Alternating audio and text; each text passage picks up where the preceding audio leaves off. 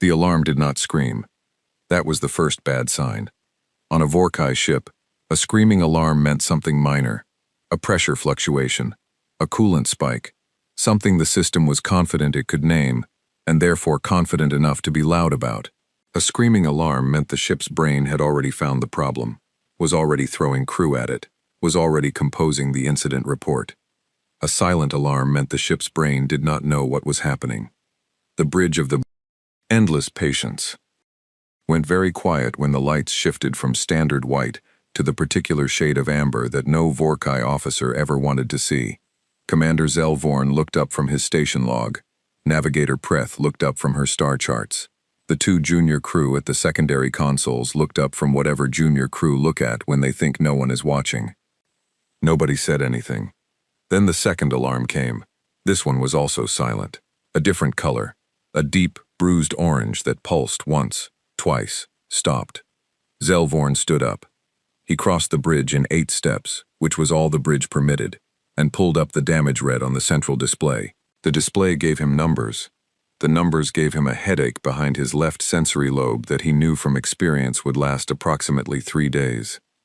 The quantum manifold, the core of the ship's fold drive, the piece of engineering that allowed the endless patience. To be patient about distances that would otherwise take lifetimes, had cracked, not failed, not malfunctioned, cracked, like old ceramic, like something that had been holding stress for a long time and had finally, quietly, decided it was done. Secondary read, hull integrity at the rear cargo section, 62% and dropping. Tertiary read, fold drive offline, estimated repair time without parts, not calculable, estimated repair time with parts, dependent on sourcing. Zelvorn looked at the star chart. He knew this region. He had passed through it twice on survey runs, neither time stopping because there was nothing here worth stopping for. The nearest collective station was 40 light-years behind them, which was 6 months of sublight travel, with a cracked manifold and a leaking hull. The nearest uninhabited system with usable mineral deposits was 30 light-years ahead. Between those two options sat one inhabited system, Sol. He pulled the file. It was short, because short was all the file warranted. Class 3 civilization. Carbon-based, single inhabited world. 3rd planet, nitrogen-oxygen atmosphere, 70% ocean coverage. Population, approximately 8 billion, which was high for a Class 3 but not remarkable. Technology level, pre-warp, pre-fold. They had achieved some basic rocketry. They had placed objects in orbit around their own planet. 1 or 2 crewed trips to their nearest moon, then apparently they had stopped doing that, which was the kind of detail that told you everything you needed to know about a civilization's organizational capacity. No off-world colonies, no deep space presence, no known contact with any collective member species. The collective standard classification summary at the bottom of the file read, low interaction risk, uncontacted reserve status. Proceed with standard non-interference protocol if passing within 2 AU. Zelvorn read that summary. Read it again. Then he looked at the hull integrity number, which had dropped another point while he was reading. He closed the file. Set course for Sol, he said. Sublight. Best safe speed with current hull status. Navigator Preth did not argue. You did not argue with hull integrity numbers. Chief Engineer Brix heard the order from down in the engine bay, through the open comm channel that Zelvorn habitually forgot to close. He was already elbow-deep in the manifold housing, which was less a repair posture and more a grieving one, the kind of physical closeness you offered something you could not fix yet and felt bad about. The manifold was cracked in a pattern he had seen once before, on a ship that had pushed its fold drive past rated limits for 6 consecutive jumps without maintenance. The endless patience had only done 4. Brix had told Zelvorn at Jump 3 that they should stop. Zelvorn had said the delivery schedule was the delivery schedule. Brix had noted his objection in the maintenance log, which would be very satisfying to read later, and not at all useful right now. He pulled himself out of the housing, wiped compound dust off his face, and pulled up the parts list on his wrist display. Quantum manifold core, Vorkai Class 7 or compatible, hull sealing compound, Type 4 or higher rated, coolant fluid, standard grade, secondary motivator cells if available. He cross-referenced against what the Sol system file said was available. The file said, primitive mineral extraction, some basic metallurgy, carbon composites in early development stages. Brix flagged the coolant fluid as potentially sourceable. Everything else he marked as unlikely. He added a note at the bottom of his list. We'll need to fabricate manifold core from raw materials if local sourcing fails. Estimated time, 30 days. Hull integrity may not support 30 days in orbit. Explore options. He stared at the note, deleted the last two words because they were not really words. They were just what engineers wrote when the situation made them want to lie down on the floor. He climbed up out of the engine bay and went to find something to eat. There was nothing he could do for the next 18 hours except wait and think about a Class 3 planet that probably had nothing useful and hope he was wrong about the manifold. He was, in general, not often wrong about manifolds. They came into the Sol system slow, running passive sensors only. Standard protocol for approaching an inhabited system. You listened before you spoke, you looked before you knocked. The passive sensor array came online. Brix was on the bridge by then, standing next to Preth because the bridge was small, and that was the only place left to stand. The display lit up. Then it kept lighting up. Prith made a sound that was not quite a word. The junior crew at the secondary consoles both leaned forward at exactly the same moment, which was the kind of involuntary synchronized movement that happened when what you were looking at was genuinely unexpected. Zelvorn said nothing. He just stood there and read the display. Satellites. Dozens. Then dozens more. The system populated the orbital map around the third planet in real time as the sensors resolved each object, and the objects kept coming. Communications relays. Navigation arrays. Weather monitoring platforms. Science instruments pointed in every direction. At the planet, at the sun, at deep space. A constellation of watching eyes that covered the entire planet in overlapping fields of view. And further out, in higher orbits, different objects, heavier. Geometries that were not scientific. Geometries that were deliberate in a way that had nothing to do with watching weather. Military satellites. How many? Brix asked. Still counting, Preth said.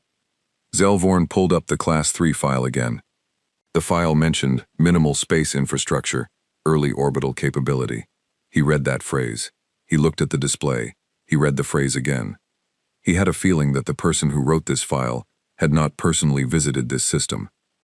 The comm array started catching signals before the translation engine was even properly calibrated. They came in waves. Dense, layered, simultaneous, overlapping broadcasts on frequencies across the entire usable spectrum. The translation engine caught fragments and threw them on screen in broken strings. Weather Service advises residents of the coastal. Goal in the 89th minute, and the crowd. President is expected to address the assembly. Next caller, you're on the air. In a world where one man. The chicken. Add the garlic. Reduce heat to medium. Something that appeared to be music. Something that appeared to be a dramatic performance. Something that appeared to be two individuals arguing about a sporting result with an intensity normally reserved for actual conflict.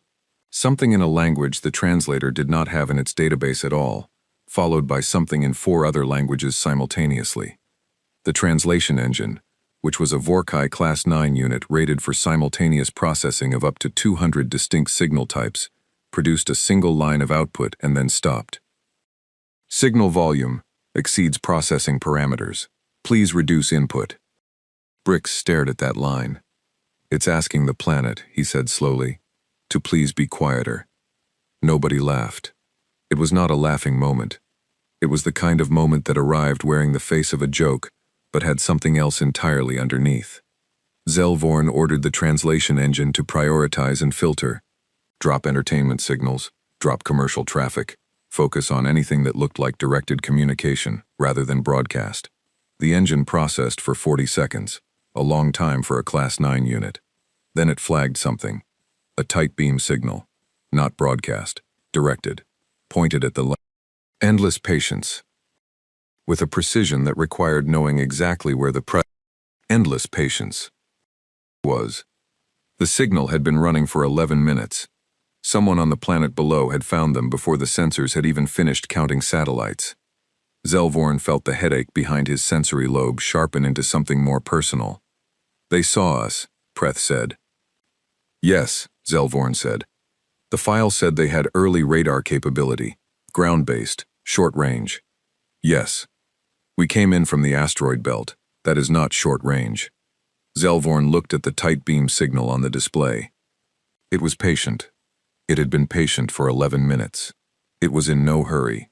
It was simply there, waiting, like something that had been waiting a long time and had learned how to do it well. "They upgraded," Brick said. It was not an accusation. It was an engineering observation. The same tone he used when a system had developed beyond its expected parameters. The junior crew were very quiet. They spent 2 hours running full passive analysis before Zelvorn authorized active sensor sweeps, and the active sweeps did not make anyone feel better. The third planet, they had no reason yet to call it by whatever the inhabitants called it, was densely developed across every major landmass. Energy signatures in the medium-high range for a Class 3, multiple large population centers with power output that suggested industrial development well into the upper bands of what the file's technology rating should have permitted. Brix pulled up the technology rating scale and looked at where Class 3 sat on it. He looked at the energy readings. He pulled up the technology rating scale again. "Their power output is reading Class 4 low," he said to Zelvorn, quietly, so the junior crew would not hear. "I know," Zelvorn said, equally quietly. "The file says Class 3. "I know. The file was written," Brix checked the metadata, 62 years ago. Last updated 41 years ago. Zelvorn said nothing. "In 41 years, Brix said, they went from the power output in this file to what we're reading now." Zelvorn said nothing. Brix thought about what 41 years of that development rate looked like on a curve, projected forward. He thought about the military satellites. He thought about the tight beam signal that had found them before they finished counting moons. He thought about the fact that he was on a broken ship that needed parts, and this was the closest available source of anything. "We should still make contact," he said. "We need the repairs." "Yes," Zelvorn said, "we do." He did not sound happy about it, which was fair, because he was not. He was a practical man, and the practical reality was that the endless patience needed parts, and this planet was where parts might be found. The fact that the planet had turned out to be somewhat more than advertised was a problem for later. The hull integrity was a problem for now. He authorized a response to the tight beam signal. Basic galactic standard, short, formal, the kind of transmission that collective protocol dictated for first contact with pre-warp civilizations. Clear, slow, non-threatening, using the mathematical foundation sequences that any civilization with basic astronomy would eventually decode. The translation engine sent it. They waited. 40 seconds. The distance was not the issue. The signal lag at this range was negligible. The wait was something else. Then a response came back. Not in mathematical sequences. In galactic standard. Broken. Accented in a way the translator had to work at. Structured with the grammar of someone who had learned the language from recordings rather than speakers. But galactic standard. Actual words. In order. Carrying meaning. The translation engine put it on screen. "This is Dr. Sarah Okafor, SETI Observatory, Kenya, Earth. We received your signal. Please confirm. Are you experiencing a technical emergency? Your entry vector and deceleration pattern suggest possible vessel distress. We are prepared to assist if needed. Please repeat transmission at slower rate if communication is difficult. We have been working on this translation for some time and would prefer not to waste it." Zelvorn read it 3 times. The bridge was very quiet. Brix read it, and felt something move in his chest that was not a physical sensation, more like a recalibration, like a sensor array that had been pointed at the wrong target for a long time, suddenly finding the right one. "We have been working on this translation for some time." How long, he wanted to ask. He did not ask.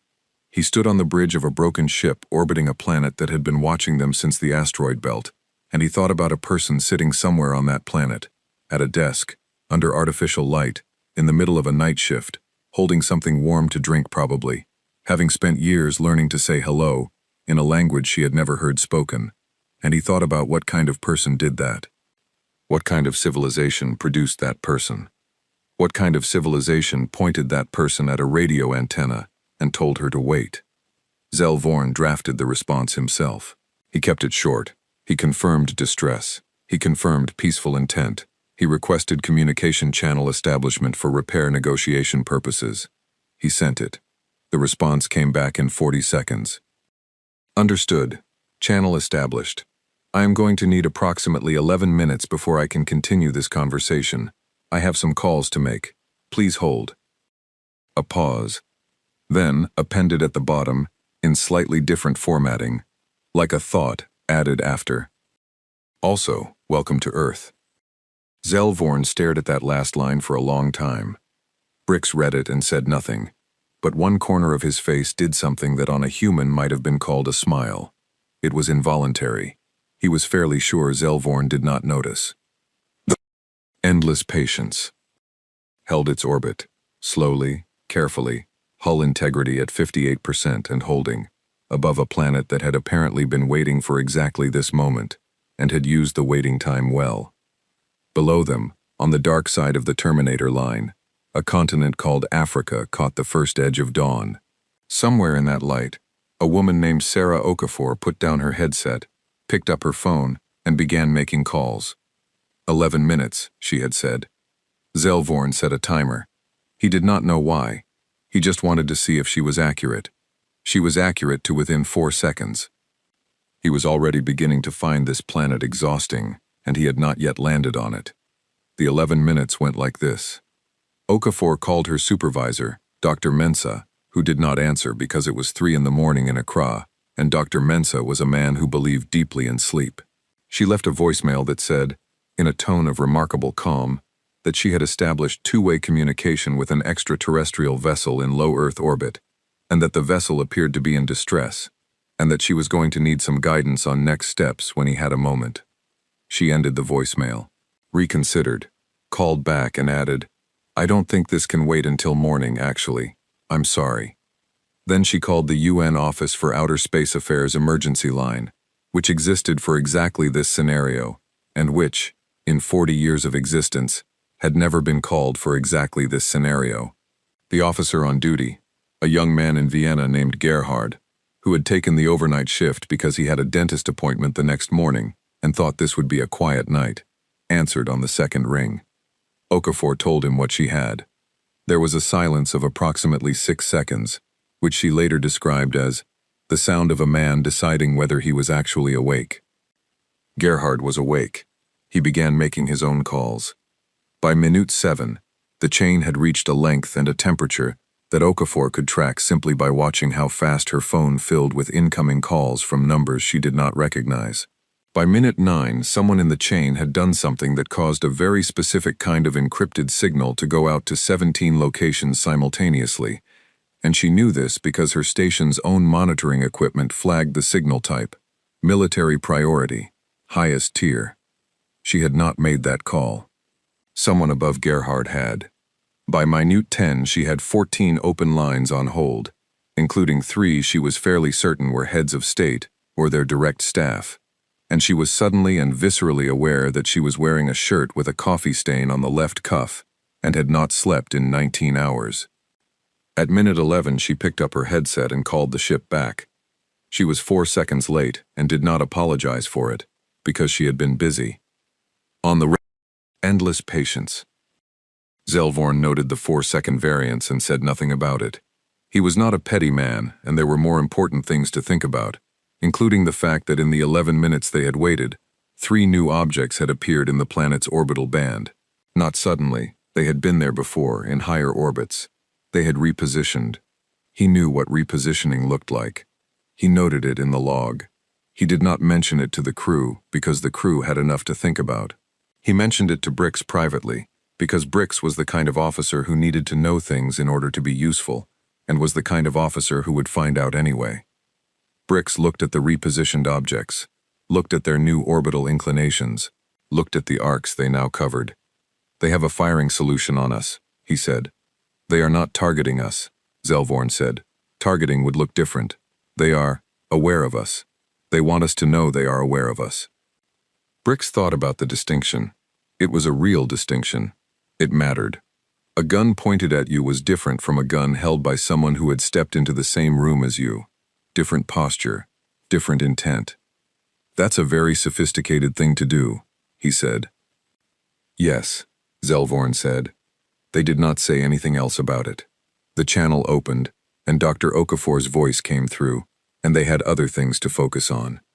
The conversation lasted 4 hours. This was longer than standard first contact protocols recommended. The collective's guidelines suggested initial contact be kept to 30 minutes maximum to avoid overwhelming a pre-warp civilization's psychological and political systems, but the collective's guidelines had been written for a different kind of pre-warp civilization. They had been written for civilizations that, upon receiving contact, required time to absorb the fact that they were not alone in the universe. Okafor did not require this time. She had spent her career being certain they were not alone.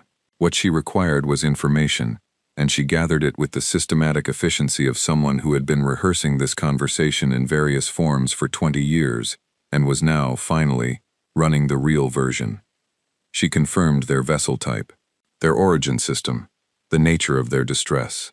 She asked about the collective, what it was, how many member species, what its structure was, in a tone that was curious but not awed, the way a person might ask about an organization they had heard of but not yet joined. Zelvorn answered carefully. The collective's protocol for pre-warp civilizations recommended limited information sharing, enough to establish communication, not enough to cause cultural disruption. He gave her the framework, the broad shape. He did not give her the details. She asked follow-up questions that suggested she had already derived several of the details from the framework. He gave her slightly more detail. She asked follow-up questions that suggested she had derived the rest. Brix, listening from the engineering station, made a note in his personal log. Initial assessment. These people are fast. By hour 2, the conversation had moved to the repair situation. Zelvorn gave Brix the comm lead, and Brix gave Okafor the parts list. He was not optimistic. He was prepared to be polite about the planet not having what he needed, which was a professional courtesy he extended to Class 3 civilizations, the same way you might express condolences for something that was genuinely no one's fault. Okafor put him on a brief hold. When she came back, she had someone else on the line, a man whose voice had the particular flatness of someone who was very competent and very tired and saw no reason to perform otherwise. His name was Captain Adeyemi.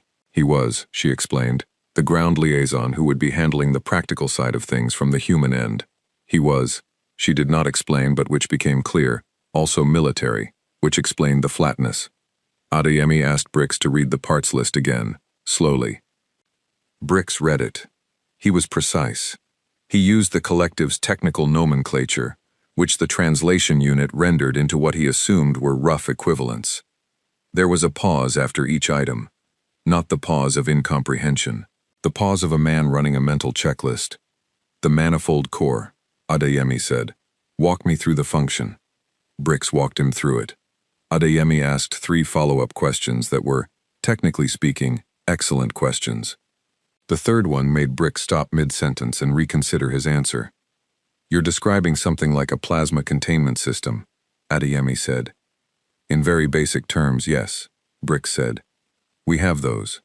Brix had been about to say, I very much doubt that, but he did not say it, because something in Adeyemi's voice suggested that doubt would be wasted. What grade? He asked instead. Adeyemi said he would need to make some more calls. He would have an answer within an hour. He had an answer in 38 minutes. The answer was not, we don't have anything like that. The answer was a technical specification, read aloud by someone else. A different voice, younger, faster, with the cadence of someone reading from a document they had authored themselves.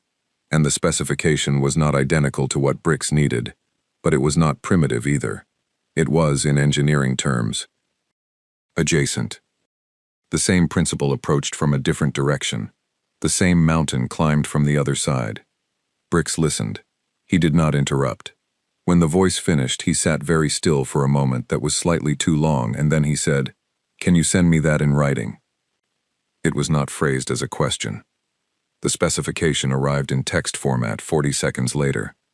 Brix read it again, looked up at the ceiling of the engineering station for no functional reason, looked back at the specification. Zelvorn, he said, on the private channel. Yes. Their plasma containment specification. It's not the same as ours. You said that. You said it was incompatible. I said it wasn't the same. Those are different statements.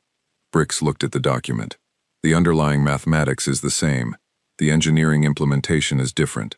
The way they arrived at the solution is, he paused. There was a word he wanted to use, and it was not a word he used often, because it was the kind of word that, once you used it about a Class 3 civilization, meant the file was wrong, and everything that followed from the file was also wrong. It's elegant, he said. It's a different kind of elegant, but it's still elegant. Zelvorn did not respond immediately. They reinvented it, Brix said, without any contact with collective science.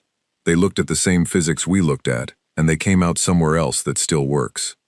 Does it help us? Zelvorn asked. He was a practical man. I don't know yet. Possibly. With modification. Brix set the document down. But that's not the point I'm making. I know what point you're making, Zelvorn said. Note it in the log. We will discuss it later. Brix noted it in the log. He flagged it high priority. He suspected Zelvorn would defer the discussion indefinitely, because Zelvorn was a practical man, and the practical path was to get the repairs done and leave, and thinking too carefully about what the specification implied about the planet they were orbiting made the practical path more complicated. Brix thought about it anyway. The UN First Contact Protocol activated at hour 3. Okafor knew it was coming. She had triggered the notification herself, in minute 7 of the 11. She had known, triggering it, that it would activate in approximately 3 hours. The protocol had an intentional delay built in, a cooling period, a space for initial contact to stabilize before the machinery of international response descended on it. The cooling period had been useful. She had learned a great deal in 3 hours. The protocol activating meant her 14 held lines all became active simultaneously, which meant the next 40 minutes were the most complicated of her professional life, and also, she reflected, quite funny in the way that things were funny when they were happening to you specifically, and would be funny to other people forever afterward. The UN Secretary-General's office wanted a full briefing.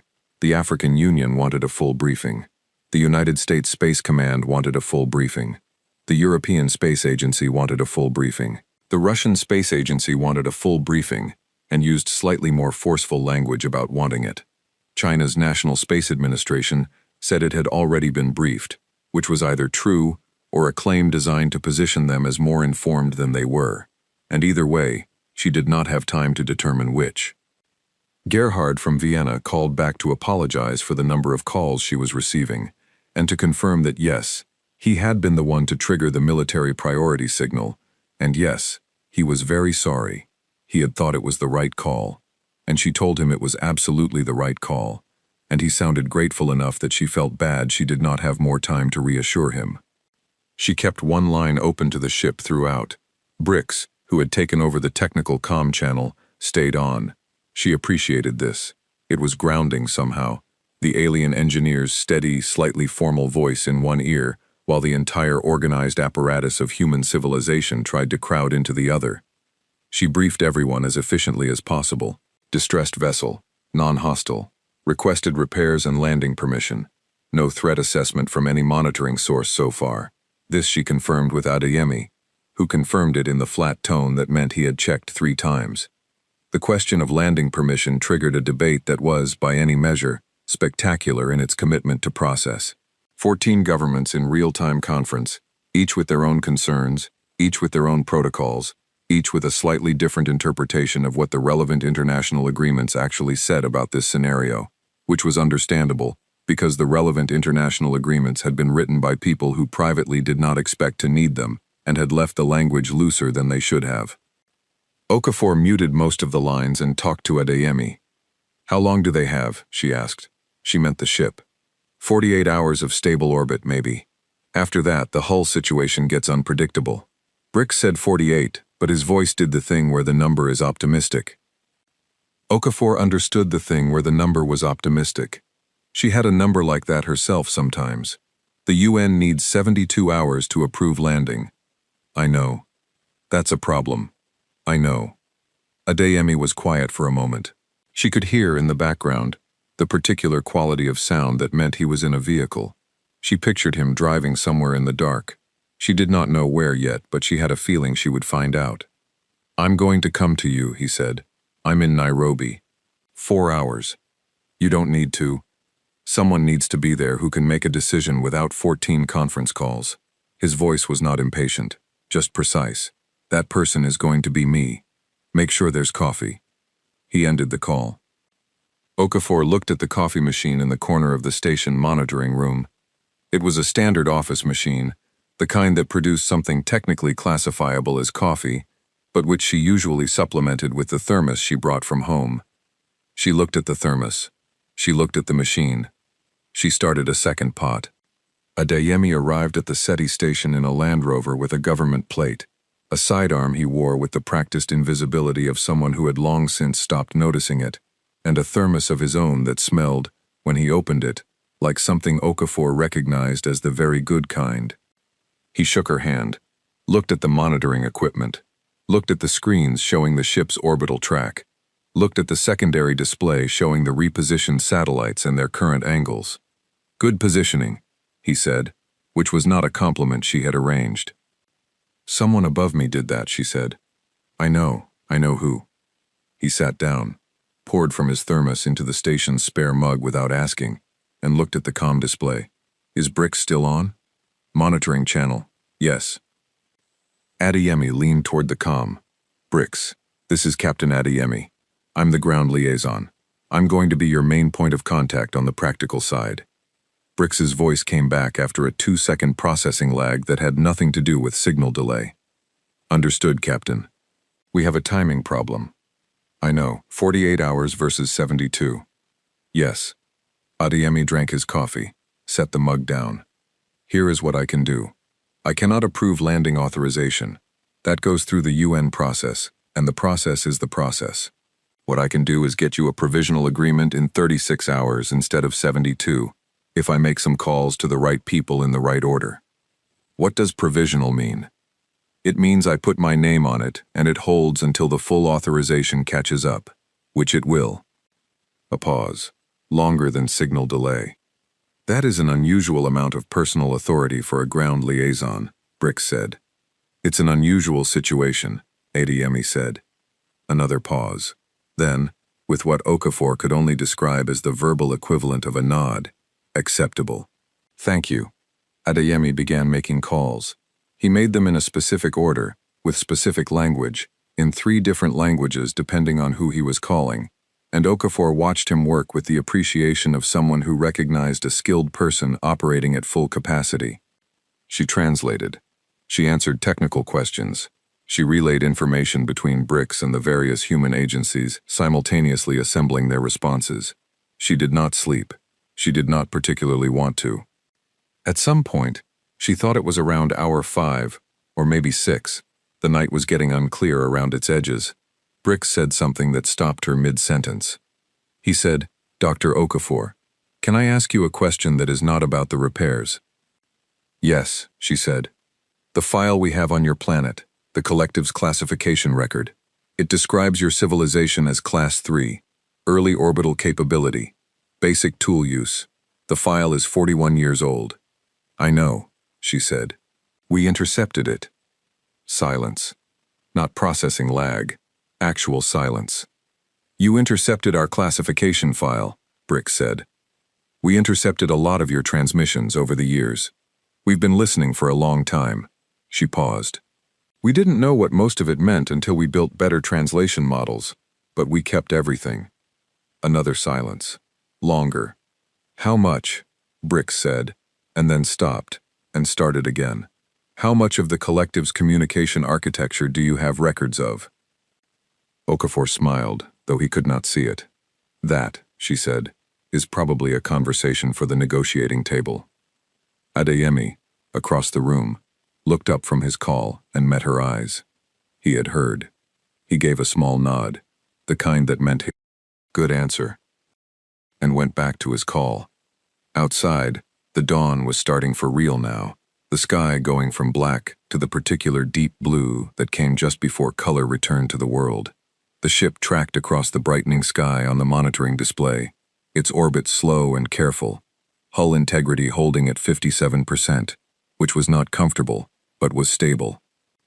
36 hours, Adeyemi had said. He was already ahead of schedule. Brix was quiet on the line. Okafor let the quiet sit. She had a feeling he was doing the same math she was, working backward from. We've been listening for a long time to what that implied about the conversation they were about to have, about what Earth had and what Earth knew, and what the file had gotten wrong. It had gotten a lot wrong. On the orbital track display, the 3 repositioned military satellites held their angles with patient, steady precision. Gerhard from Vienna sent an email asking if she needed anything. She wrote back, "We're fine, get some sleep." She refilled her mug. She had stopped keeping track of how many that was. The number was not useful information. She put her headset back on and waited for the next question. She was good at waiting. She had been doing it for a very long time. The shuttle landed on a beach. This was not the original plan. The original plan had involved a designated flat surface inland, pre-cleared, with a 2-kilometer exclusion zone and a formal reception area that several governments had spent 11 hours arguing about. The exclusion zone had been agreed upon. The reception area had been agreed upon. The location had been agreed upon by 12 of the 14 relevant parties, with 2 abstaining on procedural grounds rather than substantive ones, which Adeyemi had explained to Okafor meant they agreed, but wanted it on record that they had reservations. Then Brix had looked at the proposed landing site on the coordinates they sent him, and pointed out that the shuttle's landing gear was not designed for compacted soil, and that if the site was not bedrock or equivalent hardness, they risked a strut collapse on touchdown, which would be embarrassing for everyone. Adeyemi had driven the length of the Nigerian coast for 4 hours the previous night. He knew a beach. The beach was flat. The beach was sand over a limestone shelf. The beach was, he said, hard enough. Brix confirmed the geology from orbit. The beach was hard enough. So the shuttle landed on a beach in the early morning, with the Atlantic on one side and a line of military vehicles at a respectful distance on the other. And the Nigerian Air Force had a perimeter up that was professional enough that you had to look for it to know it was there.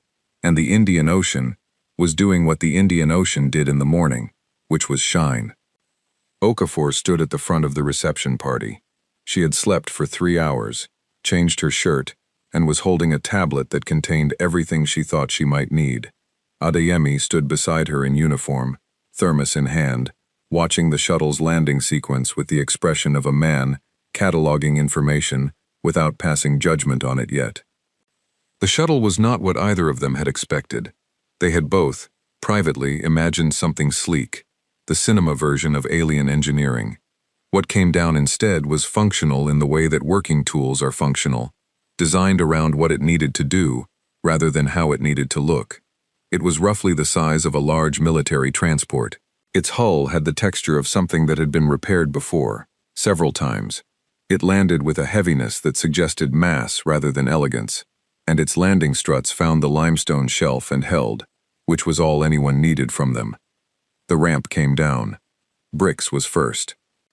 He was taller than the file's species profile had suggested. The profile was 41 years old, Okafor reminded herself. It was wrong about most things, and broader across the upper body than the profile's illustrations, with a face that was not quite bilaterally symmetrical in the way that human faces were, which the human brain kept trying to correct for, and kept failing. He wore what appeared to be a working uniform, practical, worn in the right places, with a tool harness across one shoulder that held equipment she could not yet name.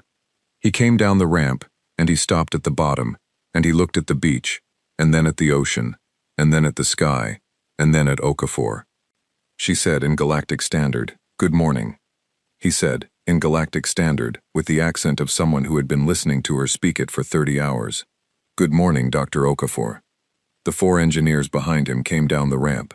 They fanned out slightly, not aggressively, just with the instinct of people who were used to needing room to work. They had tool cases. They had equipment. They looked at the human reception party with the careful, measuring expressions of people who had been told to expect a Class 3 civilization and were already revising that expectation. Adeyemi stepped forward and introduced himself. He did not extend his hand, because they had not established whether that gesture translated, and he was a man who did not do things without knowing what they meant.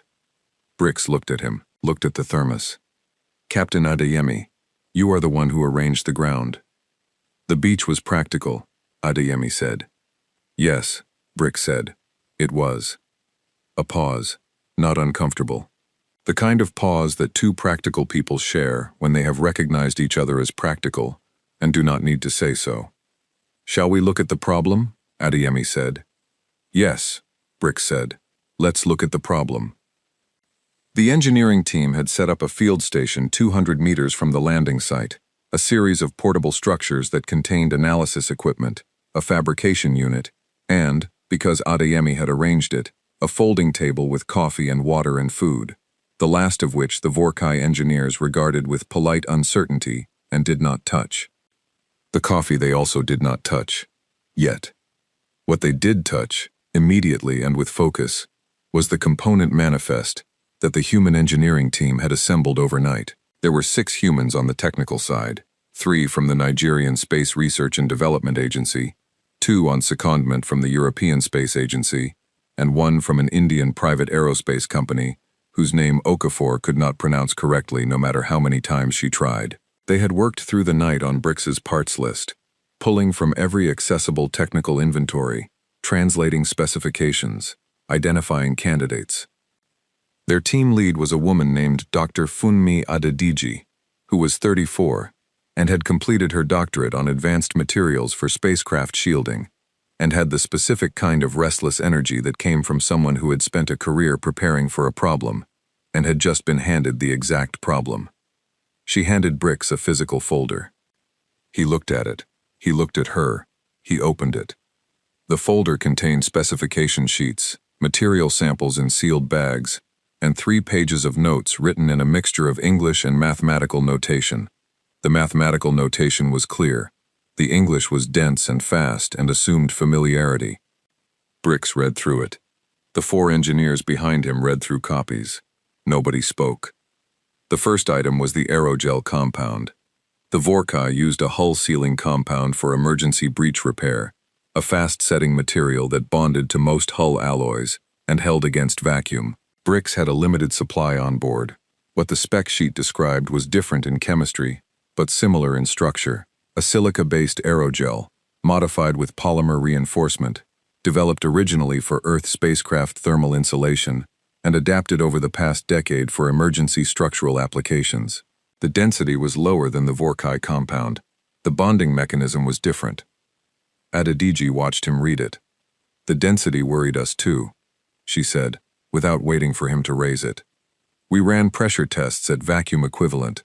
The bonding mechanism distributes load differently than a standard adhesive. You get broader surface contact at lower material weight.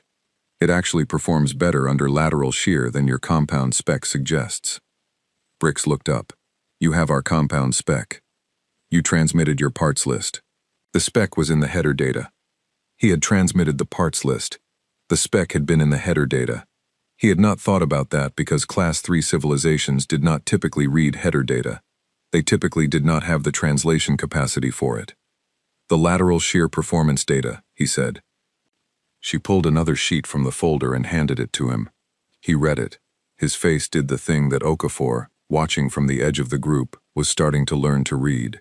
A particular stillness that meant he had encountered something he needed to recalculate around. "We'd like to test it on a sample hull section before committing to the breach," she said. "We brought test panels that match your hull alloy composition. Approximately. We estimated from the spectral analysis of your entry burn." Brix set the sheet down. "You analyzed our hull composition from our entry burn. Atmospheric entry produces a characteristic emission spectrum. Yours was unusual. We hadn't seen that alloy before. But the spectrometer data was clean." She said it the way you said things that were obvious in retrospect. "We can adjust the aerogel formulation if the bond test is weak." One of the Vorkai engineers said something to Brix in their own language. Brix responded briefly. The engineer looked at the human team with an expression Okafor could not read yet, but filed for later. "Run the bond test," Brix said. The bond test took 40 minutes. It held. It held better than the Vorkai compound on the sample panel, which Brix noted in his log without comment, because the comment would have taken more time than he had. The coolant fluid was easier. Human industrial coolant was not a match, but it was adaptable. The human engineers had already done the adaptation calculations overnight and had 2 drums of modified compound ready. Brix tested it. It was within tolerance. The manifold core was the hard problem. It was always going to be the hard problem. There was no human equivalent, not directly. What Adedeji had brought instead was the plasma containment unit that Adeyemi had described over the phone, a magnetic confinement ring developed by the Indian Aerospace Company for use in experimental propulsion research. It was not a manifold core. It could not be a manifold core without significant modification. Brix sat with it for 2 hours. His 4 engineers sat with it too. They pulled it apart, measured it, ran compatibility checks against the endless patiences. Systems. They had a long discussion in their own language that Okafor did not follow but watched the body language of, the gestures that meant disagreement, the gestures that meant concession, the gestures that meant, "I don't like this, but I cannot find the flaw in your reasoning." Adedeji sat across from them with her own team. She did not interrupt.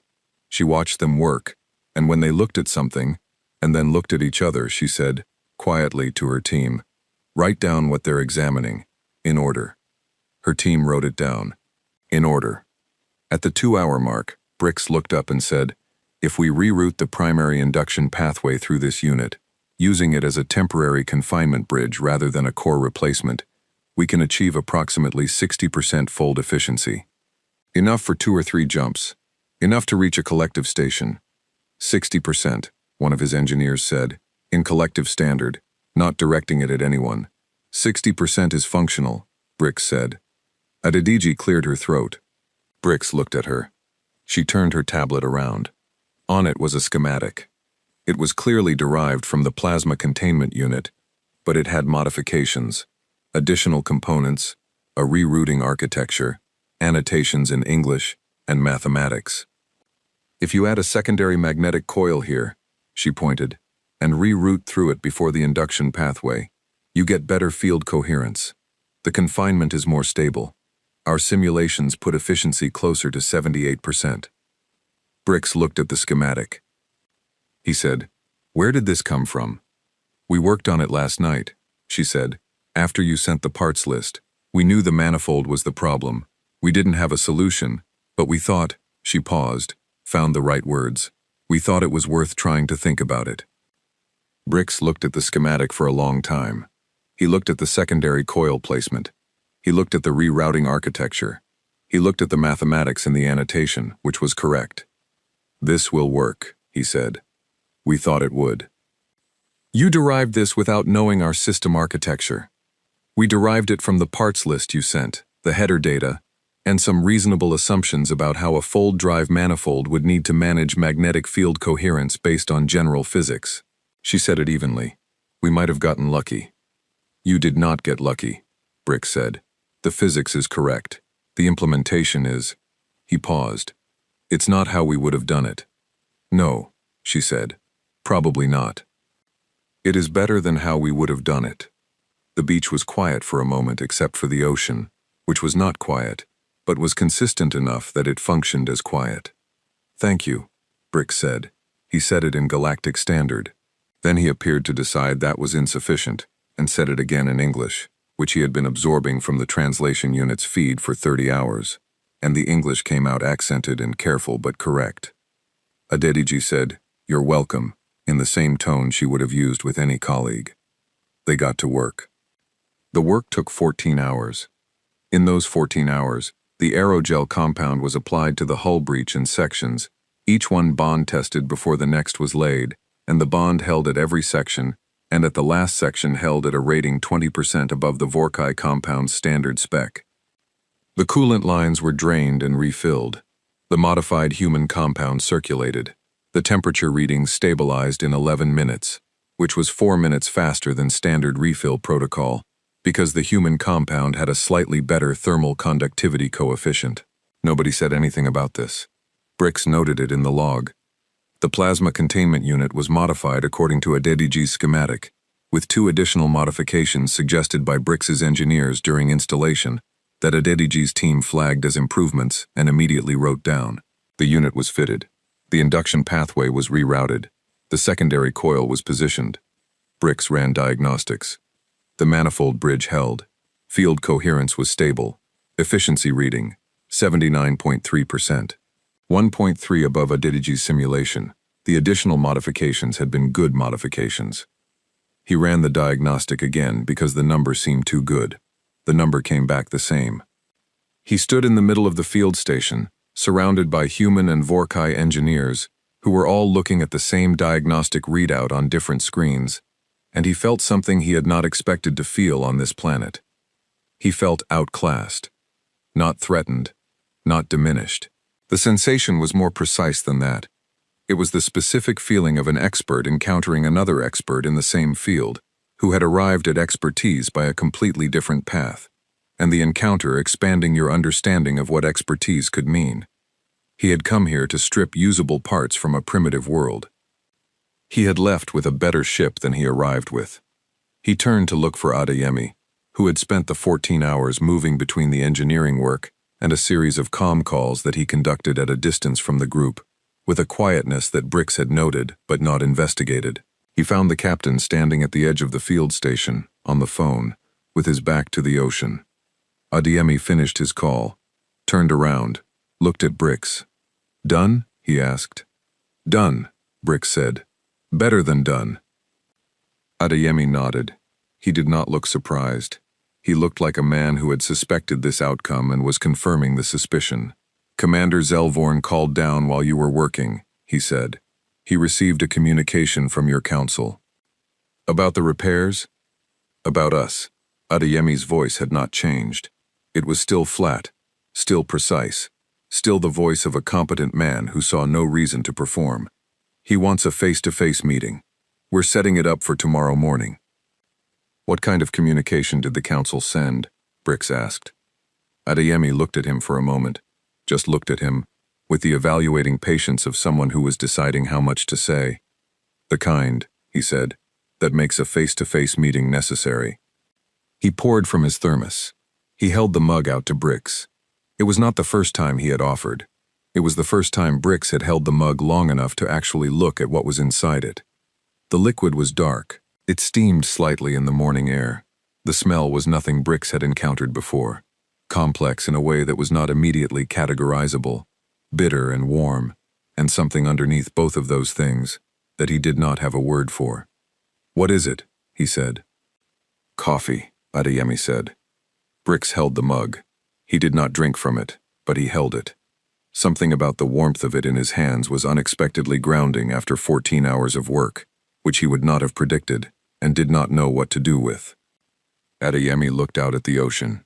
"My grandmother used to say," he said, in a tone that was not aimed at anyone, "that you could tell a lot about a person by whether they showed up ready to work." He glanced at the Vorkai engineers, who were packing equipment alongside the human engineers with the easy efficiency of people who had been working together for half a day and had found a rhythm. He glanced back at the ocean. "Your people showed up ready to work," he said. "That means something." Brix looked at the mug in his hands, at the steam rising from it. He thought about the diagnostic. 79.3. A ship running better than it had before the damage. He thought about Adediji's schematic, derived overnight from a parts list and reasonable assumptions.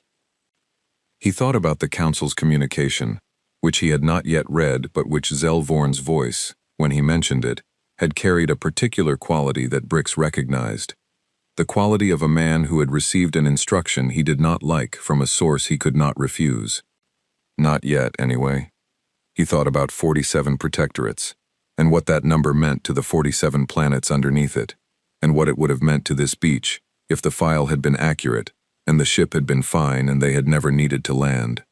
He looked at the human engineers loading equipment into vehicles, at Adediji making notes on her tablet, at Okafor, who had been awake for something close to 40 hours and showed it only in the particular economy of her movements. Everything deliberate, nothing wasted. He had come here to extract. He was leaving with more than he brought. The mug was warm. The coffee smell was complex. He still did not drink it, but he held it all the way back to the shuttle, and he did not give it back, and Adeyemi did not ask for it. In orbit above them, the endless patience ran its own diagnostics on the incoming repair data and returned, for the first time since the manifold cracked, a green status across all primary systems. Zelvorn looked at the green status. He should have felt relief. He felt relief and something else underneath it, a weight that was not the ship's weight, but his own, settling around the message from the council that sat unopened in his queue. He opened it. He read it. He sat with it for a long time. Then he opened a channel to Adeyemi and requested the meeting. The tent was Adeyemi's idea. Not a conference room, not a government building, not anything that belonged to any one nation's territory or implied any one nation's authority. A tent, large enough for 2 delegations and a table, small enough that everyone in it would have to look at each other. Neutral ground at the edge of the beach, with the Atlantic doing its indifferent business 50 meters away, and the morning coming in flat and silver off the water. Adeyemi had requisitioned the tent from the Nigerian Army Logistics Depot at 4 in the morning, and had it erected by 6. He had also requisitioned folding chairs, a portable power unit, 1 translation relay terminal, and a folding table.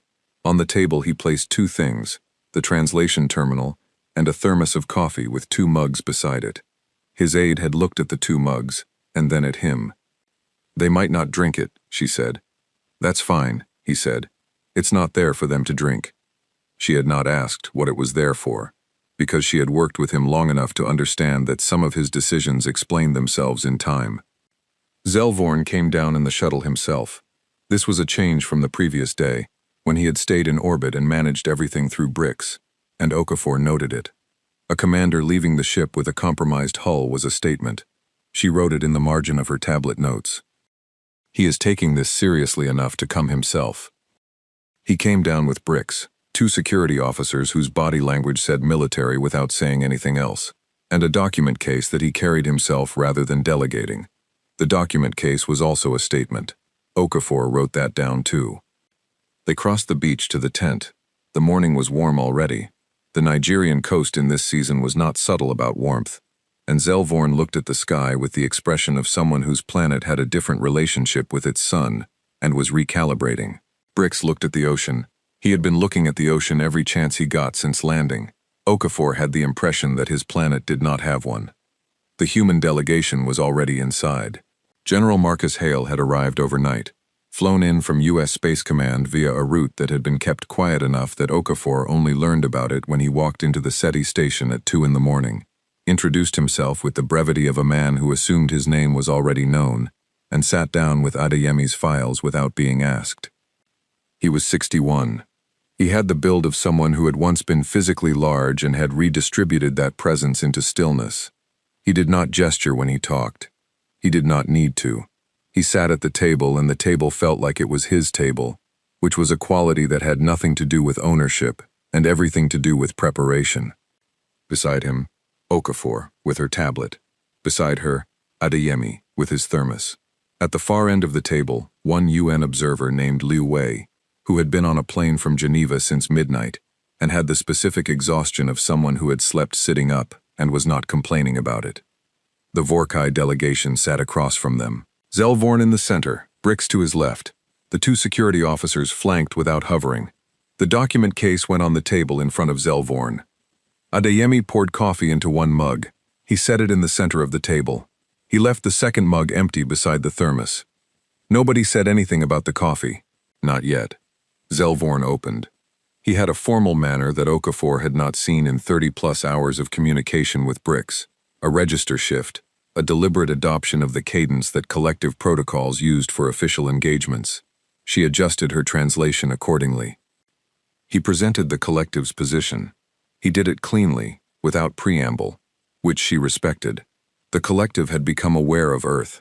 He used the planet's name, she noted, which was a concession to their communication, rather than the file's designation. and wished to formalize the relationship. The collective offered its standard framework for newly contacted civilizations, the Protectorate Agreement. He laid the document on the table. Hale did not reach for it immediately. He let it sit for 3 seconds, which was long enough to be deliberate and short enough to be polite. Then he picked it up and read it. He read slowly, not because he was a slow reader, because he was a thorough one. Okafor watched Zelvorn watch Hale read. She watched the security officers, who were watching the tent entrance. She watched Brix, who was watching the document with an expression she had learned to read over the past day and a half. The expression that meant he already knew what was in it, and had already done the math, and was waiting to see if the humans would do the same math. She thought they would. Hale reached the 3rd page. He read it at the same pace he had read everything else, which was admirable, because the 3rd page was where the military limitation clause lived. He set the document down. He aligned it with the edge of the table, which was the kind of small, precise action that some people did when they needed a moment without appearing to need one. Adeyemi poured coffee into the 2nd mug and slid it toward Zelvorn. Zelvorn looked at the mug. He had held Brix's mug on the beach yesterday. Brix had mentioned it, briefly, in his overnight log, but he had not drunk from it.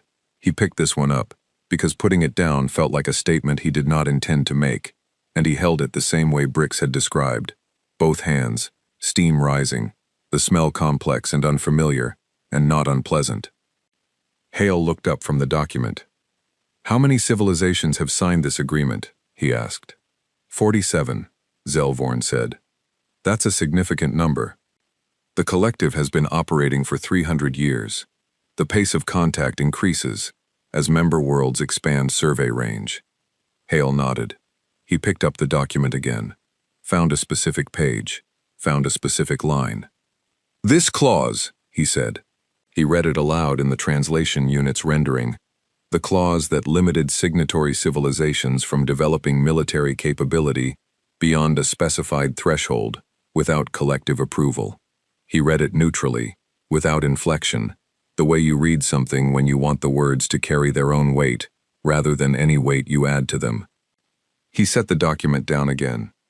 "Of the 47 signatories," he said, "how many retained full sovereignty over their own military development?"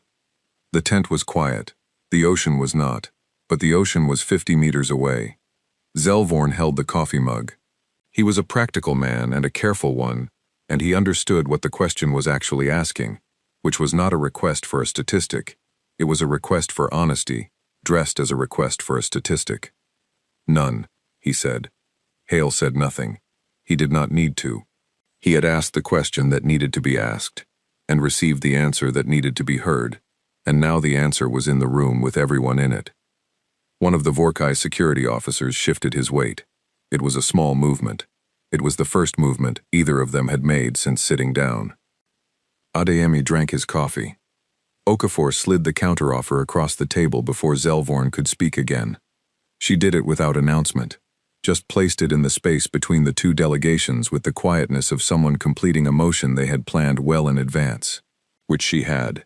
She and Hale had spent 3 hours on it the previous night, with Lu Wei reviewing the legal framework, and Adeyemi reading the final version at 1 in the morning and saying only, "Good, don't change anything." The document was 3 pages. Page 1, Terms. Earth's proposed framework for engagement with the collective. Open trade on agreed goods. Full sovereignty, explicitly stated and not subject to review. No military limitation clauses. No monitoring stations in orbit without Earth's independent consent, revocable on 90 days' notice. Page 2. A summary of Earth's current technological and military capacity. It was not boastful. It was precise. It listed capabilities in the measured language of a technical brief, without editorializing, without threat. It did not need to editorialize.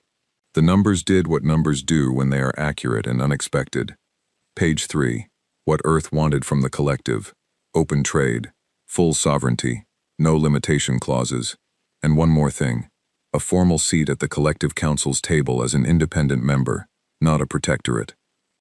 Not a dependent, a peer. Zelvorn read page 1. His face was still, the particular stillness she had learned to read as recalibration. He turned to page 2. He read it more slowly. The security officers were no longer still. They were not aggressive. Nothing about their posture was aggressive, but they were present in a way they had not been before. Alert, specifically alert, the kind of alertness that is a trained response to a threat assessment update. Brix was reading his copy of page 2. Okafor watched him read it. She watched the point at which he stopped reading, and simply sat with what he had read, not turning the page, just sitting with the numbers. The numbers were real. They had been verified. The human team had been careful not to overstate, and equally careful not to understate, because understating would have been dishonest, and overstating would have been foolish, and neither of those served what they were trying to do. Zellvorn reached page 3. He read the request for a council seat. He set the document down. Across the table, Hale sat with the easy stillness of a man who had said everything he intended to say, and was comfortable waiting. Okafor sat with her tablet. Adeyemi sat with his coffee. Liu Wei sat with his hands folded, which was the posture of a UN observer who was performing neutrality and not finding it difficult, because he was genuinely neutral. The two Vorkai security officers stood up. Not aggressively. They stood the way people stand when a situation has developed beyond the parameters they were briefed on, and they are waiting for instruction. Their hands were not near anything. They were simply standing, which was different from sitting, which was the point. Hale did not move. Adeyemi sipped his coffee and set the mug down. The tent was quiet. Outside, quietly, something had changed. Neither Vorkai security officer would have been able to say what, exactly. There had been no sound, no visible movement, but the quality of the silence outside the tent was different from what it had been an hour ago. Fuller, more populated. They had done their jobs well enough to feel it without seeing it. Shoes. Zellvorn looked at Brix. Brix looked back at him. He did not say anything. He did not need to. They had been working together for 11 years, which in Vorkai terms was long enough that an exchange of looks carried a full sentence. The look Brix gave him now said, "You already know what I think. I already told you what I think when I sent you the diagnostic numbers, 79.3. Zellvorn looked at the document. He looked at the coffee mug in his hands, which he had been holding for 20 minutes, and which was getting cooler in a way that meant he should either drink it or set it down, and he did not set it down. "Who gave you?" he said, carefully. The collective standard contact protocol. He had been waiting to ask this since Okafor had told Brix they had intercepted transmissions. He had wanted to ask it before the meeting, but he had wanted to ask it here, in this room, where the answer would land in front of everyone. Okafor looked at him without hesitation.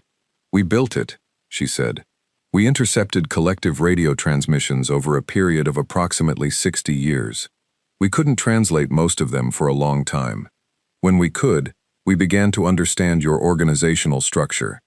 The contact protocol framework was derivable from how you communicated about other first contact events." Zellvorn processed this. "You derived our contact protocol from transmissions we did not direct at you." "Yes. And built a counteroffer based on it." "We had time to prepare," she said. "We knew contact was coming eventually. We thought it was worth being ready." The tent was quiet again. Zellvorn thought about 47 protectorates. He thought about the file's description of Earth. Low interaction risk, uncontacted reserve, and about the person who had written that description 41 years ago, and what they had based it on, and whether they had ever actually come here. He thought about the endless patience. Running at 79.3% efficiency because of a schematic drawn overnight by a human engineer who had never seen the inside of a fold-drive manifold. He thought about what the Council's message had said. The Council's message had been clear. The Council had detected the contact event. The Council had run a rapid assessment based on the file, the 41-year-old file, and had determined that the situation was manageable. The instruction was standard. Present the protectorate agreement, obtain signature, classify Earth as a new protectorate, depart. If the civilization resisted, note the resistance and return with a larger delegation at a later date. The instruction had been written by people who had read the file and not the diagnostic numbers. Zellvorn set the coffee mug down. He set it down carefully, not dismissively, the way you set down something you have been holding long enough that setting it down is a decision. He picked up the counteroffer. He looked at page 3 again. The request for a council seat. The word used plainly, without apology. He thought about the 47 planets that had never received a counteroffer, that had received the Protectorate Agreement and had signed it because they had not had time to prepare, or had not known to prepare, or had not had a Dr. Okafor running a night shift for 20 years, learning a language nobody had taught her, so that when the moment came she could say, "Welcome to Earth," in Galactic Standard and mean it as a statement of position rather than a greeting.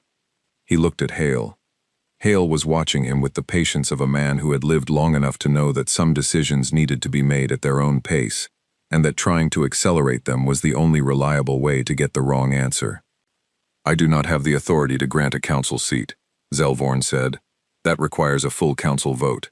The process takes time." "We understand that," Hale said.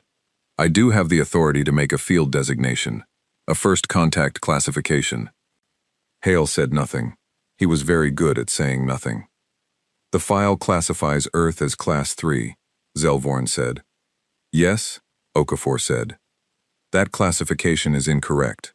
He said it flatly, without performance. An engineering observation. The same tone Bricks used when a number came back wrong. "Based on observed capability, your civilization should be reclassified. The appropriate designation." He paused. He was doing something precise with the pause, she realized. Not hesitating. Choosing. Would be Class 7. Peer civilization. The tent absorbed this. Liu Wei, at the end of the table, wrote something very small in his notebook. "A Class 7 designation," Okafor said, carefully, "changes what agreements are available to us." "Yes," Zelvorn said. "It does. A Class 7 civilization cannot be offered a protectorate agreement. Peer civilizations negotiate trade and engagement terms independently." He looked at the counteroffer on the table between them. "What you have written here," he touched page 3 with one finger, "is not a request. It is a statement of what peer engagement looks like. It is correct." The security officers looked at each other. Then, very slowly, they sat down. Outside the tent, the quality of the silence shifted again, fuller, in a different direction.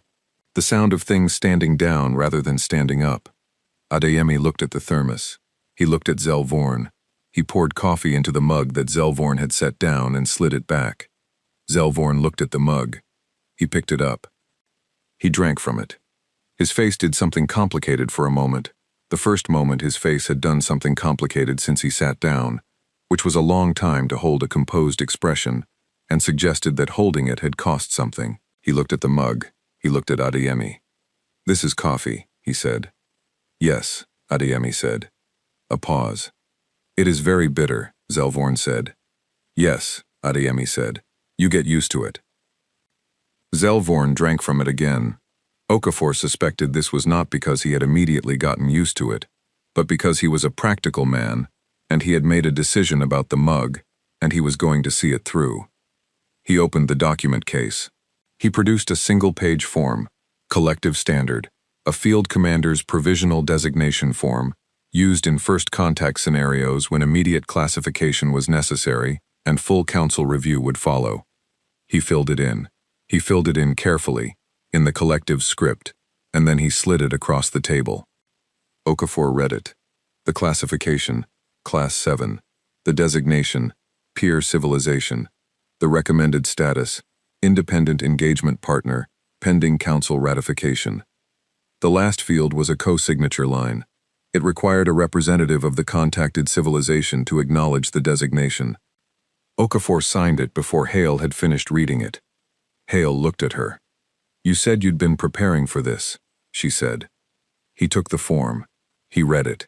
He passed it to Liu Wei, who read it, made a note, and passed it back. Hale placed it in front of himself. He picked up a pen, a physical pen, the kind that left a mark on paper, the kind that mattered because paper lasted, and he signed it. He slid it back to Zelvorn. Zelvorn looked at the two signatures beside his own. He put the form back in the document case. He closed the case. He picked up the coffee mug and held it, and across the table, Adeyemi picked up his own mug, and for a moment both of them sat with warm things in their hands in a tent on a beach where something had just happened, that neither of them had entirely planned. Outside, the Atlantic did its indifferent business. The morning was fully arrived now, the silver gone from the water, and the real color coming through. The deep, particular blue of the Gulf of Guinea in full sun, which was a color that did not appear on any Vorkai star chart, and was, Brix thought, looking at it through the tent's open flap, probably worth an entire separate expedition just to study. He did not say this out loud. There would be time for that later. There was, for the first time in this whole complicated situation, a sense that there would be time. The Council's response arrived 6 hours after Zelvorn transmitted the designation form. 6 hours was fast. The signal lag between Earth and the nearest collective relay station was 2 hours each way, which meant the Council had read the form, convened an emergency session, argued, reached a conclusion, and drafted a response in approximately 2 hours. 2 hours was not long for a bureaucratic body that typically took 2 weeks to approve a supply requisition. They were, Zelvorn noted, motivated. He read the response alone in his quarters. He read it twice. The first read was for content. The second was to make sure he had correctly understood the content, because the content was, in the careful, formal language of collective administrative communication, the closest thing to institutional screaming he had encountered in 22 years of collective service. The response contained 4 parts. The first part declared the field designation invalid on procedural grounds. The form required co-signature from a collective council representative, not a field commander acting unilaterally, and Zelvorn did not hold council representative status. Therefore, the designation carried no binding weight. The second part ordered Zelvorn to transmit a formal retraction to the human delegation, clarify that no official designation had been made, and present the standard protectorate agreement for signature, with a 48-hour acceptance window. The third part informed him that upon return to collective space, he would face a formal conduct review for breach of first contact protocol and unauthorized use of Class 7 designation criteria without evidentiary review board approval. The fourth part, the shortest, the last, the one he read 3 times, instructed him to classify Earth as a Class 5 risk, pending full assessment, restrict all further communication to observation only, and prepare for immediate departure. He sat with all 4 parts for a while. Outside his quarters, the ship ran at 79.3% efficiency, repaired and improved by people the Council's file had described as primitive. He thought about the form in the document case, the 2 signatures beside his, the pen Hale had used, physical, paper, the kind that mattered. He thought about Okafor signing before Hale had finished reading, because she had been ready for 20 years and did not need to reread what she had already understood. He thought about 47 protectorates. He opened a channel to Brix. Brix was in the engineering bay, running system checks that did not strictly need running, which was a thing he did when he was thinking. The checks were an excuse for his hands to be busy while his mind went elsewhere. His mind had been going elsewhere since the tent. He had read the counteroffer. He had read the designation form. He had sat in the tent and watched Zelvorn hold a cup of coffee for 20 minutes and make a decision that Brix had seen coming from the moment he read Adigi's schematic, because that was the moment he understood what this planet was, and what the file had gotten wrong, and therefore what everything that followed the file had also gotten wrong. 41 years of wrong, maybe longer. The original survey that generated the file was older still. Zelvorn's voice came through the channel, and Brix listened to what he said. He listened to all of it, the Council's response and the 4 parts, and the order to retract, and the conduct review, and the Class 5 risk designation, and the instruction to depart. When Zelvorn finished, Brix said, "What are you going to do?" A pause. Not signal lag. "I'm going to need to check the regulations," Zelvorn said. Brix understood this immediately, because he and Zelvorn had been working together for 11 years, and he knew what it meant when Zelvorn said he was going to check the regulations. It did not mean he did not know the regulations. It meant he was looking for the specific regulation that said what he wanted to do was technically permissible. Article 7, Section 4, Brix said. Field Commander's first contact designation stands pending Council review, if and only if it carries co-signature from a recognized representative of the contacted civilization. A pause. "Liu Wei," Zelvorn said. He is a UN observer. The UN is Earth's primary multilateral governance body. He is, by any reasonable reading, a recognized representative. The Council's reasonable reading may differ from ours. The Council's reasonable reading is going to differ from ours on a lot of things, Brix said. That is a problem for the conduct review. The regulation says what it says. Another pause. Longer. The Council is also going to question the evidentiary basis for Class 7 designation, Zellvorn said. I made that call on observed capability. They will say observed capability over 30 hours is insufficient basis for peer classification. Brix looked at his engineering log, at the diagnostic numbers, at the materials assessment, the plasma containment modification, the hull bond ratings, the coolant efficiency data, the ADDG schematic that had sat in his files since yesterday, and that he had read 6 more times since. I have 30 hours of technical documentation, he said. Peer-reviewed would be generous. This is better than peer-reviewed. This is a comparative engineering analysis against collective standards. That will need to be submitted to the review board. I will submit it to the review board. They will convene the review board in approximately 4 months. Then the designation stands for 4 months while they convene it, Brix said. Article 7, Section 4. The channel was quiet for a moment. The ship's systems ran their cycles. The coolant pumped. The plasma containment held. The repaired hull registered stable at every monitoring point. Brix, Zellvorn said. Yes. The conduct review will be unpleasant. I know. I will be the one under review, not you. I am your chief engineer and the author of the technical documentation on which the designation was based, Brix said. They will find a way to include me. I am comfortable with that. A pause. Good, Zellvorn said. And then, after a brief moment, thank you. Brix went back to his system checks. His hands were busy. His mind was also, for the first time since the manifold cracked, actually somewhere useful. Adeyemi received the message from Okafor at 7 in the morning. He was already awake, because he had not slept, because the kind of night it had been was not compatible with sleep for men who thought the way he thought. He read the message. Council response incoming, Zellvorn requesting call, get Hale. And called Hale, who was also already awake for the same reasons. They convened in the SETI station's main room. Okafor was already there. Liu Wei was there, which surprised Adeyemi slightly. He had assumed the UN observer would have gone to bed by now. Liu Wei had the look of a man who had slept for 2 hours and considered that sufficient, which Adeyemi respected. Zellvorn came through on the comm. He told them about the Council's response. He read them all 4 parts. His voice was the voice of a man who had already made his decision, and was relaying information as a courtesy rather than a consultation. When he finished, Hale said, "What does Article 7, Section 4 say?" Zellvorn told him. Hale looked at Liu Wei. Liu Wei said, carefully, I was present. I co-signed nothing formally, but I witnessed the signature and recorded it in my official capacity. Whether that constitutes recognized representative status under collective law is a question the Council will have to answer. A question that takes time to answer, Okafor said. Considerable time, I would imagine, Liu Wei said, particularly if the entity seeking clarification were to engage legal counsel and file through appropriate channels. The room was quiet.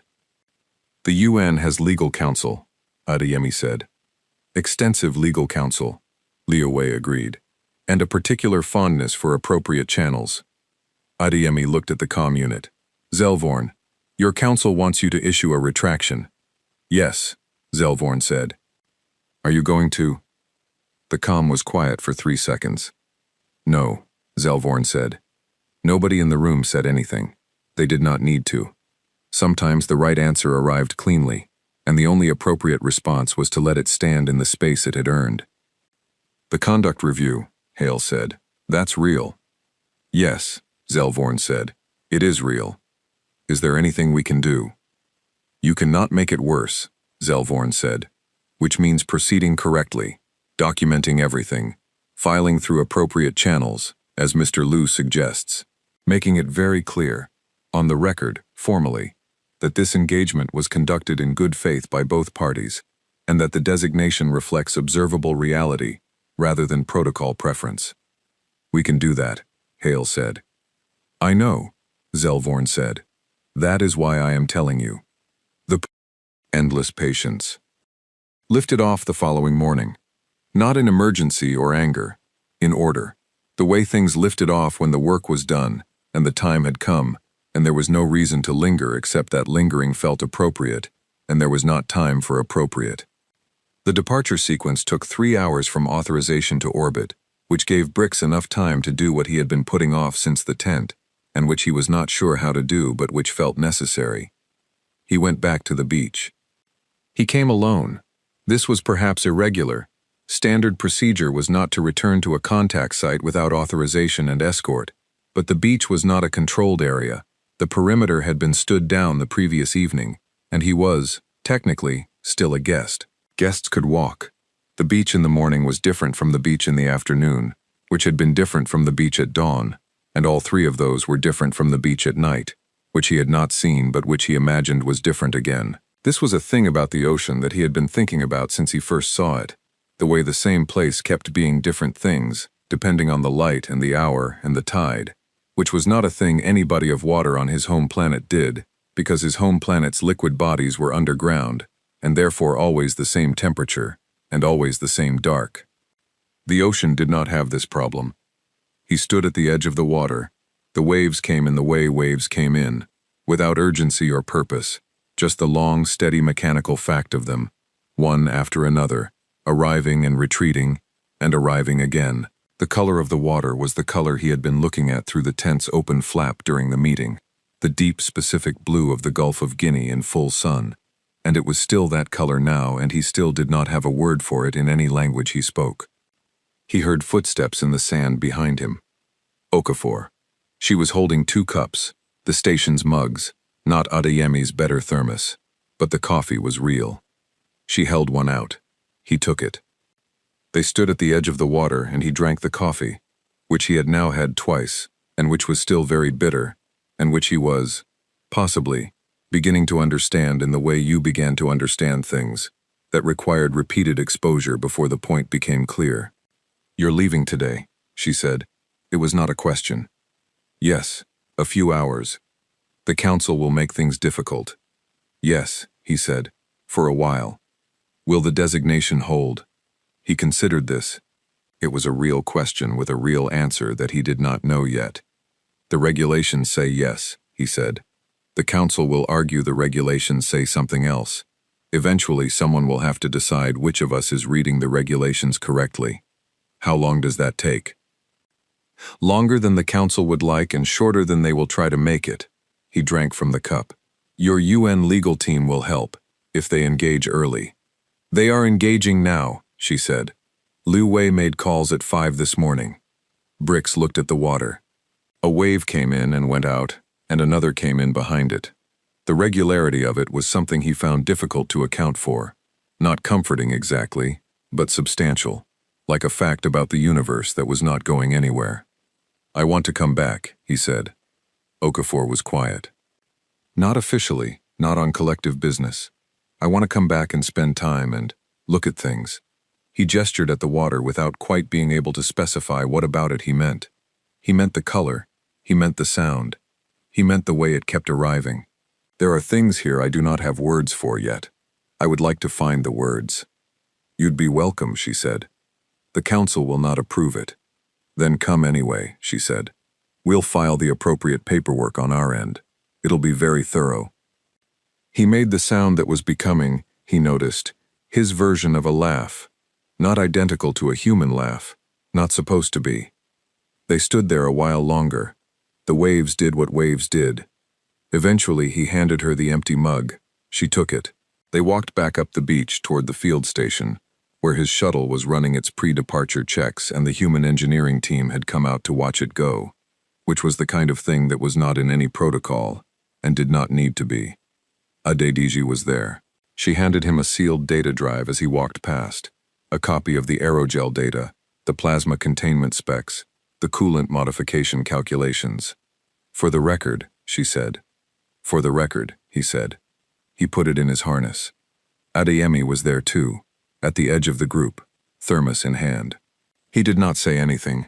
He raised the thermos slightly, the way you raised a glass to someone, a gesture that required no translation, because the meaning of it was in the posture and not the words. Bricks stopped at the bottom of the ramp. He looked at all of them, the engineers, the soldiers, the scientist who had spent her career learning to say hello in a language nobody taught her, the man who had found a beach with the right geology and called it practical and meant it as a kind of warmth. He thought about what he had come here expecting. He thought about what he was leaving with. He thought about the manifold running at 79.3, and the hull holding tighter than the spec had promised, and the coolant cycling at a temperature it should not have been able to reach. He thought about the 47. He had one English phrase. He had been saving it because it was the only one, and it needed to go somewhere that mattered. He said, "Good coffee." Adeyemi smiled. It was a small smile, and it was real. "Come back," he said. "We'll make a better pot." Endless patience. Reached stable departure orbit at 1400 local time. Zelvorn sat the bridge himself for the departure, which he did not always do, but which felt correct today. He watched the planet on the display as they climbed out of its gravity, the blue widening, the white cloud cover resolving into pattern, the scale of it becoming apparent in the way that scale only became apparent from distance.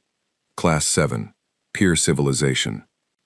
He had signed a form that the council said was invalid, and which a regulation said was not, and which 4 months from now a review board would either confirm or reject. And between now and then the designation stood, and while the designation stood, Earth was not a protectorate, and not a reserve, and not a footnote in a 41-year-old file. It was a peer, with a counter-offer on the table, and legal counsel in the appropriate channels, and an observer's record in a UN notebook in Geneva. He thought it would hold. He thought this not because he was optimistic, because he was not an optimistic man, but because the regulation was clear, and because Brix's technical documentation was thorough, and because the humans were, demonstrably, the kind of people who prepared for things. He had held a cup of coffee for 20 minutes, and they had not rushed him. He thought about that. He filed his own response to the council. It was formal, precise, and considerably shorter than their message to him. It cited Article 7, Section 4. It attached Brix's technical documentation, all 30 hours of it. It noted that the co-signature question was a matter of regulatory interpretation, and referred the council to their own legal division for clarification. It did not retract anything. He sent it and closed the channel. Navigator Preth looked at him from her station. She had the expression of someone who had understood everything that had happened, and had filed it away, and would not discuss it unless asked, which was one of the qualities that made her an excellent navigator. "Course set for the relay station," she said. "Good," he said. The planet shrank on the display. The blue diminished. The scale reversed. Enormous to vast, to a point of light that was no longer a place, and not yet a memory. Zelvorn watched it go. 3 weeks later, in a building in Geneva, Liu Wei submitted a 47-page legal brief to the Collective Council via their publicly accessible administrative filing system, a system that had existed for 200 years and had never previously received a submission from a Class 3 civilization, because Class 3 civilizations did not know it existed. Earth had known about it for 11 years. They had found it in the intercepted transmissions. They had been preparing a submission for 6. The brief argued, in exhaustive and well-sourced detail, that the Class 7 designation was valid under Article 7, Section 4, that Liu Wei's presence and official record constituted recognized representative status under the plain language of the article, and that the Council's attempt to retroactively redefine that standard constituted a violation of their own regulatory framework. It was 47 pages long. Liu Wei had chosen that number deliberately. He had not mentioned this to anyone. Some things were for your own satisfaction. 40 light-years away, the council read the brief. They read it slowly. They referred it to their legal division. Their legal division read it and asked for a week. The week passed and the legal division asked for another week, which was the first time in 200 years the legal division had needed 2 weeks for anything, which the council noted in their internal record without pleasure. The legal division's eventual assessment was 7 pages long. It cited 17 precedents. Its conclusion was careful, narrow, and definitive. The designation was valid. A council member whose name the records do not preserve put the assessment down and looked at the window and said, to no one in particular, that they needed to send a trade delegation. Nobody disagreed. 3 weeks after that, the first official collective trade delegation arrived in the Sol system. They were not prepared for what they found. They had read the brief, and they had read Brix's technical documentation, and they had updated the file to Class 7. But reading about a thing and arriving at a thing are different in the way that all important differences are different. In the body rather than the mind, in the specific rather than the general. They were not prepared for the noise, for the satellites, for the way the planet lit up on every frequency at once, a civilization that had been talking to itself and to the dark for a long time, and had a great deal to say. They were not prepared for the welcome, which was not warm exactly. The humans were too precise for warm to be the right word, but which was ready, prepared. The counteroffer was already updated. The legal team was already briefed. Okafor was already at the communication station, which was where she was most days now, because there was more to listen to than ever before. Adeyemi met them on a different beach. He brought coffee. He brought enough for everyone. Somewhere in the collective's administrative record, filed under First Contact Events, Sol System, the official report from the Incident Assessment Board read, "The Sol System is no longer eligible for reserve or protectorate classification. Peer status confirmed per Article 7, Section 4. Recommend immediate reassessment of all Class 3 designations within 200 light-years. Classification criteria appear to contain significant systematic error. Cause under investigation. Estimated review timeline, 18 months. Note: recommend updated protocols for pre-contact civilizations that have accessed collective administrative systems. Current protocols assume no such access is possible. This assumption requires revision." Additional note: the beverage the human delegation provided to the trade delegation on arrival, a dark, bitter liquid served warm, has been requested by 4 delegation members for the return journey. Sourcing unclear. Follow-up required. The report was filed, stamped, and archived. On Earth, nobody read it for another 3 years, when a researcher in Okafor's department, going through the intercepted transmission archive, found it and printed it out and brought it down the hall. Okafor read it. She read the last note. She put it down on her desk. She laughed. Not a small laugh. The real kind, the kind that required a moment to recover from. She picked up her mug. She drank her coffee. Outside her window, the Kenyan morning was doing what Kenyan mornings did, arriving loud and warm and completely without apology, the sky coming in blue over the hills, the radio towers on the ridge catching the first light, everything exactly as it had always been, and completely different from what it used to mean. She had another call in 10 minutes.